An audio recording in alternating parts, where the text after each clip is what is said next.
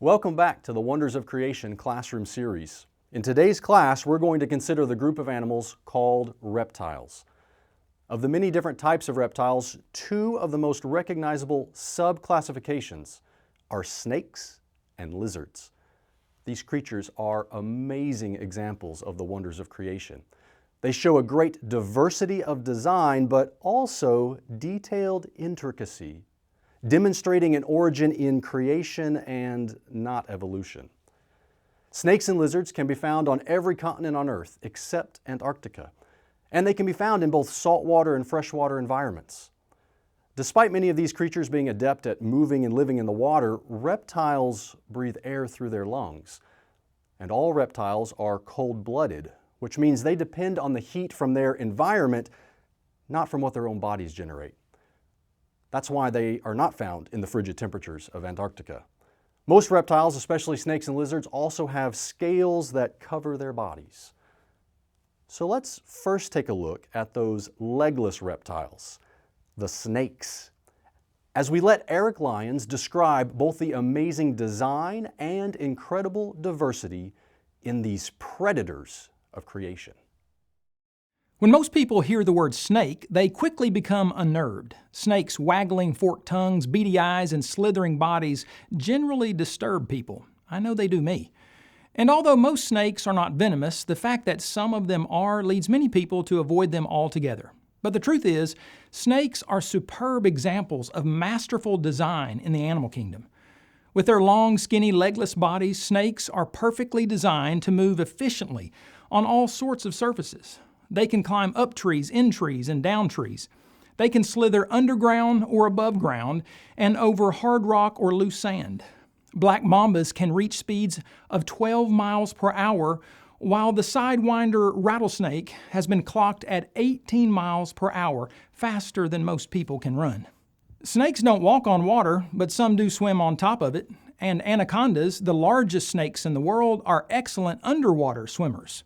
Other snakes, like flying tree snakes, can effectively jump and glide from one tree to another or from the tree to the ground. They can glide. The movement of snakes may be a little creepy, but it's a marvelous thing to witness. They clearly have been designed with a powerful, complex muscular system which is perfectly attached to hundreds of bones, all of which allow snakes to bend, curl, twist, slither, and turn in all sorts of ways and on all kinds of terrain.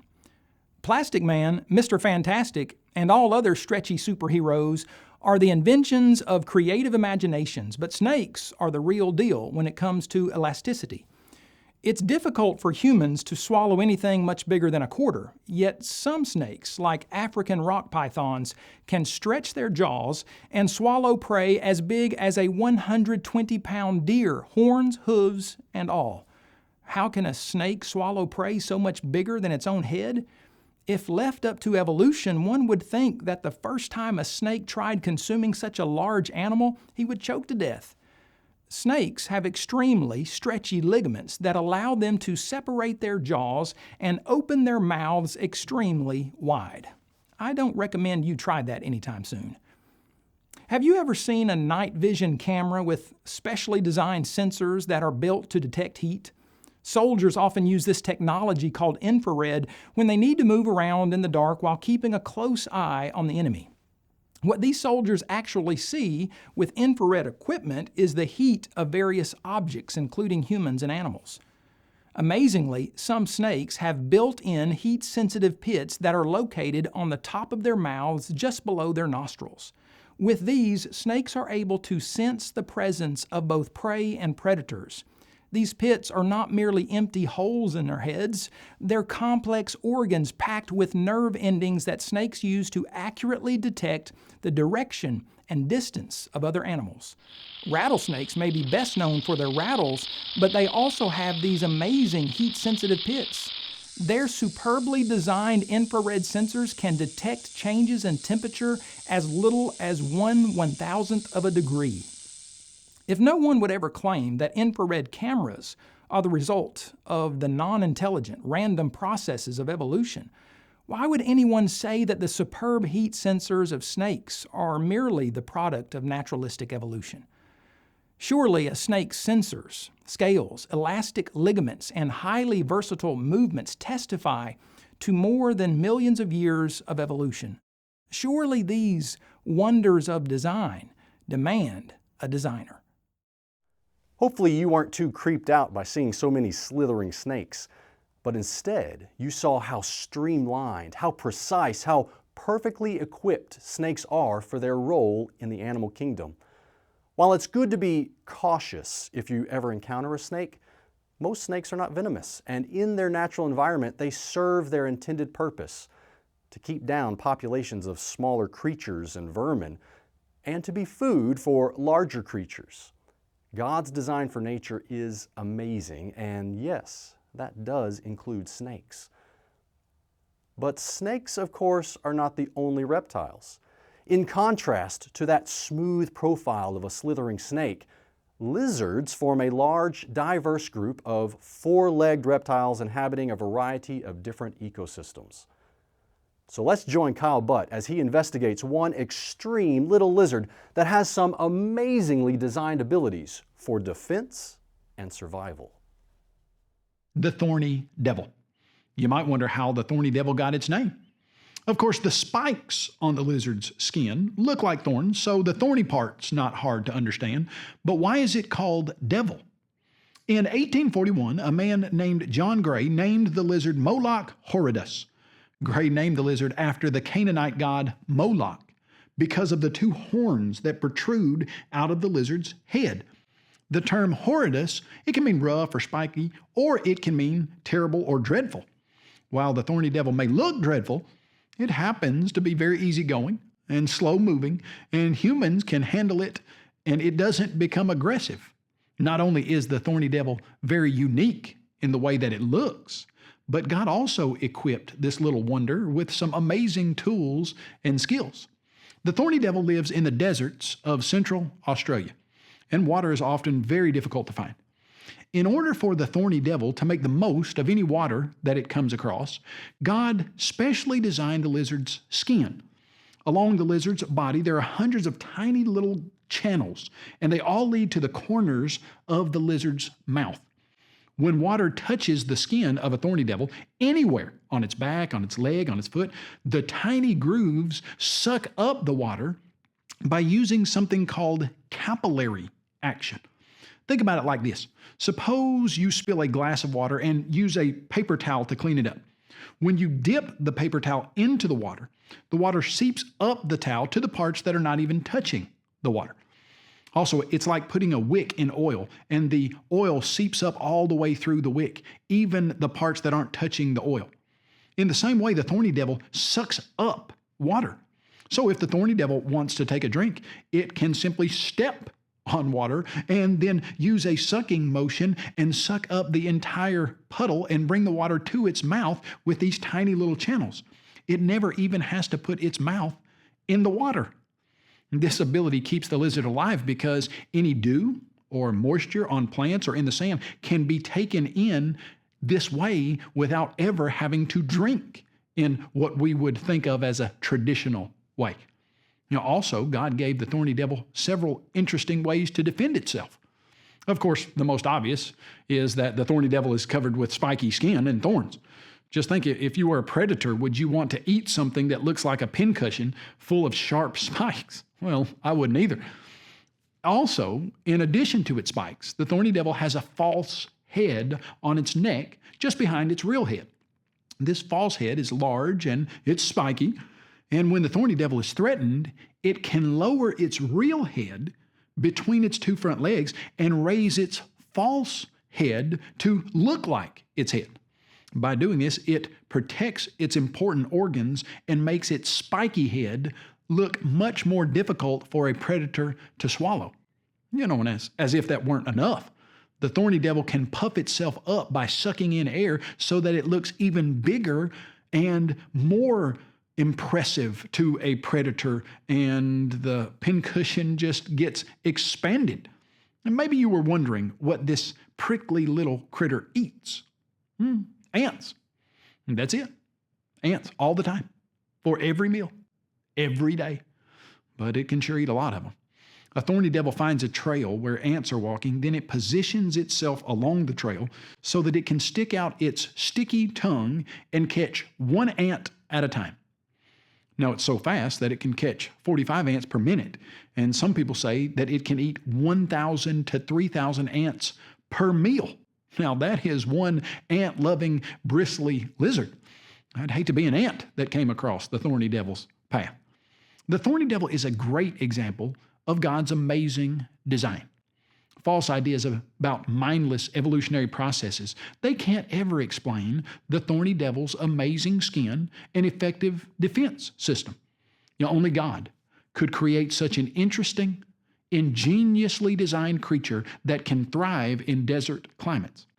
The thorny devil is a big thorny problem for people who refuse to recognize God's design in nature. With 70% of Australia being desert, it's the driest inhabited continent on Earth. So as a small lizard living in such an extremely dry and hot environment, you'd need some specialized characteristics to survive, and that's what we have with the thorny devil. What a wonder of God's creation. Having functional and complex designs that allow it to protect itself, gather water, and efficiently eat all the ants that it wants.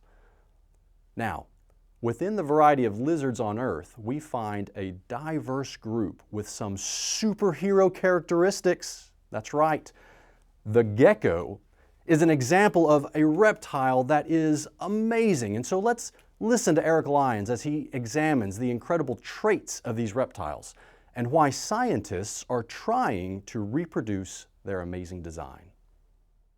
You may think that geckos are merely cute little lizards that appear in car insurance commercials, but the truth is, these remarkable reptiles are loaded with design. In a way, they're like miniature superheroes that can walk up walls and escape danger in a most incredible way. Many species of geckos have an amazing escape maneuver when caught by the tail by predators. Geckos don't play dead or become invisible, they actually let go of their tails. If a predator catches a gecko by the tail, the lizard contracts its tail muscles in such a way that a tailbone breaks. The gecko then is able to get away while the predator is left holding the detached part of the tail. Amazingly, over the next few months, the gecko grows a new tail, complete with tough tissue, muscles, and scales. Imagine if cars could regenerate themselves after accidents. What if cell phones could automatically restore themselves after being smashed? If an engineer could design machines with gecko-like regenerating abilities, he would be recognized as a genius. No one would ever assume that a car or a phone with such abilities could be the product of evolution. It would have to be designed. Likewise, the gecko's self-amputating, regenerating abilities must have been designed by a grand designer. Perhaps even more incredible is the gecko's ability to walk up vertical walls and across ceilings without the use of suction cups or sticky liquids. A gecko has 5 toes on each of its 4 feet that can point in almost any direction. On each toe are thousands of hair-like structures called seta. At the end of each singular seta are tiny structures that scientists call spatulas. They look like spatulas. According to scientists, these tiny spatulas are perfectly suited to allow geckos to stick to nearly any surface. Scientists are so amazed by the gecko's sticky ability that they've set out to copy it. Scientists have closely examined the gecko's seta and spatulas and have developed tiny man-made tubes called nanotubes that mimic the real biological wonders. From these artificial nanotubes, scientists have produced small strips of tape that can be reused dozens of times. Still, as good as these man-made strips of tape are, scientists admit that they're nowhere near as good as the real thing. As one evolutionary scientist put it, geckos have one of the most versatile and effective adhesives known to man. Why are they so versatile and effective? Why is the gecko such an amazing animal? Because of natural selection and random mutations over millions of years? Or because the everlasting God, the Lord, the creator of the ends of the earth, was the mastermind behind this creature? Remember, complex functional design, like that found in the gecko, demands an intelligent designer. Geckos are rather small lizards, ranging from 1 inch to 14 inches in length. And while probably not on any of our menus for dinner, lots of other creatures eat lizards, from birds of prey to most species of snakes to various small mammals to even other lizards. Since they are at the bottom of the food chain for so many other creatures, they depend on their escape mechanisms, such as their amazing ability to run on any surface, even upside down, and then, if caught, to even purposely lose their tail to help them escape. These sophisticated mechanisms are not found in every creature, but show special intention in the needs of the gecko's life. Now, if you think geckos are one incredible type of superhero lizard, then our last group of lizards in class today will really stretch your mind. Chameleons are some of the wackiest looking, yet specially designed reptiles in the world. If snakes, thorny devils, and geckos didn't defeat the idea of evolution, then let Eric reveal the exciting and unique designs of the chameleon for you. With bulging eyes going in different directions at the same time, a laterally compressed body, a taco-like humped back, legs with no muscle definition, kind of like mine, funny-looking feet with fused toes, and a tongue that is twice as long as its body, chameleons are some of the most comical-looking animals on the planet. One species of chameleon has a nose that would rival Pinocchio's, while another looks like a baby triceratops with 3 horns growing out of its head. But don't let their weirdness get in the way of seeing their complex design and baffling abilities. A close look at tree-dwelling chameleons brings about visions of a tightrope walker, only better. One evolutionist called chameleons expert tree climbers. Why? Because they can climb easily, up, down, and across trees. They can balance their bodies perfectly on thin branches, not just while sitting or walking, but while actively hunting, mating, and even fighting other chameleons. These lizards have 5 tiny toes on each foot. 3 toes are fused on one side, while 2 are fused on the other. On its front feet, the bundle of 2 toes is on the outside, while the bundle of 3 is on the inside. Interestingly, this is reversed on its back feet, where the chameleon has a bundle of 3 toes on the outside and 2 toes on the inside. The chameleon's fused toes function sort of like tongs from your kitchen. Yet while tongs often feel awkward and are used in somewhat of a clumsy manner, the chameleon's strong split feet are precisely what they need to grasp and balance on the tree branches they call home. Speaking of balance, a chameleon's tail may be as important as its feet when it comes to living in trees without fear of falling.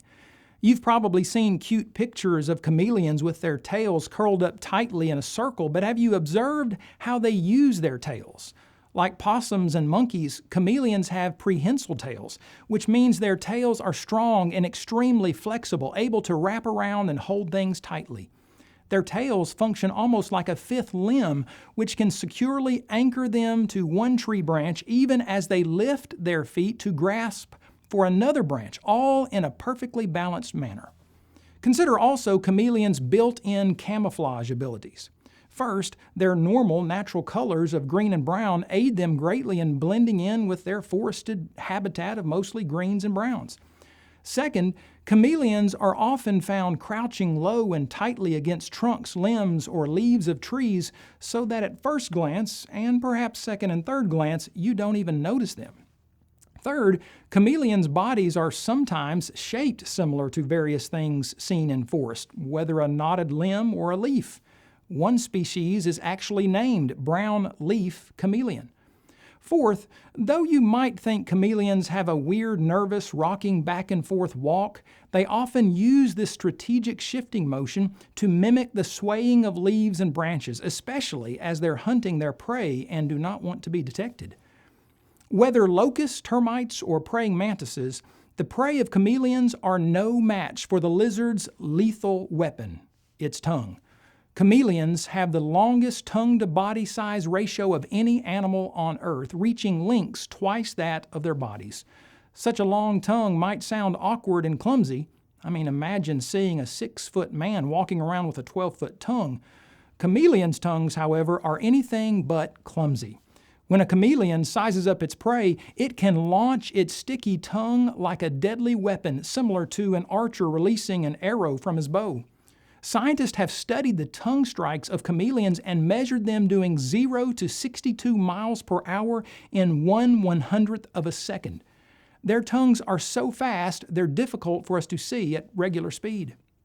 One evolutionist admitted that the tongue of the chameleon is highly complex, an array of bone, elastic elements, and muscle, the end of which looks like a suction cup. Tongue launch is initiated by the recoil of elastic elements that were loaded by the muscle. In short, a chameleon's tongue functions like a catapult. But what good is a catapult if it can't strike its target? If left up to the blind chances of evolution, chameleons would have neither their highly complex tongue nor a way to launch it with deadly accuracy.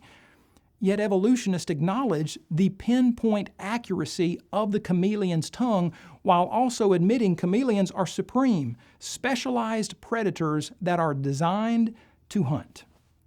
Whereas professional baseball players have excellent hand-eye coordination, chameleons have great tongue-eye coordination. That's right. Among the many well-designed body parts of a chameleon are its eyes, as funny as they look. A chameleon has the ability to move its eyes in different directions at the same time. It can focus on one thing with its left eye while looking at something totally different in the completely opposite direction with its other eye. A chameleon has nearly a 360-degree view of the world, which is quite helpful when it wants to keep one eye on watch for potential predators and another eye on watch for potential prey, all without moving its head. When chameleons see potential prey on a limb or leaf, they go into stealth mode and slowly make their way into striking distance. They then take their crazy-looking independent eyes, each with a monocular view of the world, and move both to look in the same direction with a perfect binocular view, focusing squarely on their target and with excellent depth perception. Last but not least, chameleons are probably best known for their ability to change colors. One moment a chameleon can be green, and then only a few seconds later it can appear red, yellow, blue, orange, black, and all at the same time. They occasionally change colors to blend into their surroundings or to regulate their body temperature. But most often, chameleons' color changing has more to do with communication with other chameleons. If they're defending their territory, trying to attract a mate, or telling a potential mate to go away, they'll change colors. A number of different brilliant colors. How do they do this? In short, under the first layer of pigmented skin, some chameleons, such as panther chameleons, have a thick layer of cells containing tiny crystals arranged in a three-dimensional framework.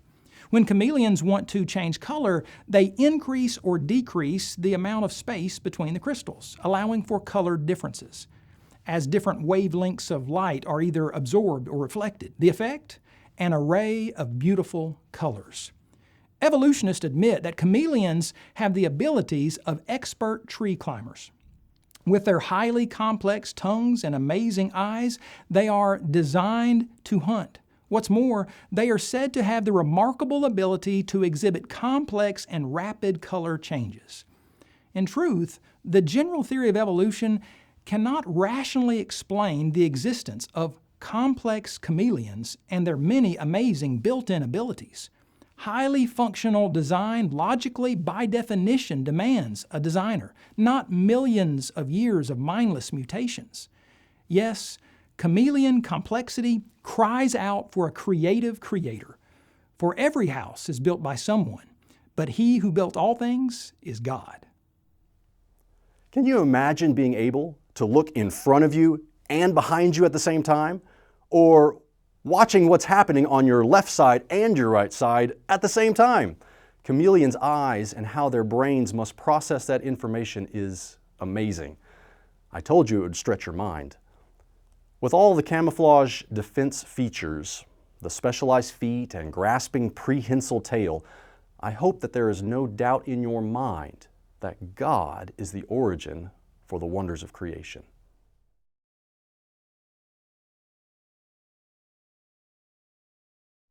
Now's the time that I want to see how well you were paying attention in class. I'm going to test your memory and see if you remember some of those details that Eric and Kyle told us about. So my first question, what is the name of the heat-sensing organs in snakes? Those little organs are called pits, and they're like thermal imaging cameras just for the snake. All right, number 2. The Thorny Devil lizard lives in the Australian desert. Dry, hot. What is the action that allows the Thorny Devil lizard to drink using its skin? All right, it has a long name. Capillary action. This is a physical process that allows a liquid to move up through small spaces apart from external forces like suction or a pumping action. That's amazing, being able to drink in the desert through your skin. All right, number 3. True or false? Geckos are able to climb walls because of sticky slime on their feet. The answer is actually false. A gecko's foot has no sticky substance or suction cup shape like other animals. Instead, it has an amazing design that scientists are trying to understand and mimic for their own uses. All right, number 4, thinking about chameleons. How many degrees can a chameleon's eyes look around its body? You remember those fascinating eyes being able to move all around? 360 degrees. Since a chameleon's eyes move independently from each other, the chameleon can look in every direction around its body. I think that would make you and I dizzy. All right, here's our last question. When we consider all the reptiles that we discussed today, each one had features and abilities unique to its needs. The Bible says every house is built by someone, but he who built all things is who? Hebrews chapter 3, verse 4. He who built all things is God. We all understand that houses and buildings are built by people, architects and construction workers and builders. And since this has been plainly understood throughout time, God used this simple analogy to emphasize that the incredible structures and animals in the world were created by Him. I hope you have enjoyed our class today, all about those scaly, egg-laying, cold-blooded reptiles that have exactly what they need to survive. And they even show us that God wants us to study His creation because we still have so much to learn from His wonderful designs. So thank you for being part of our class today, and we encourage you to be ready for our next class as we continue exploring the wonders of creation.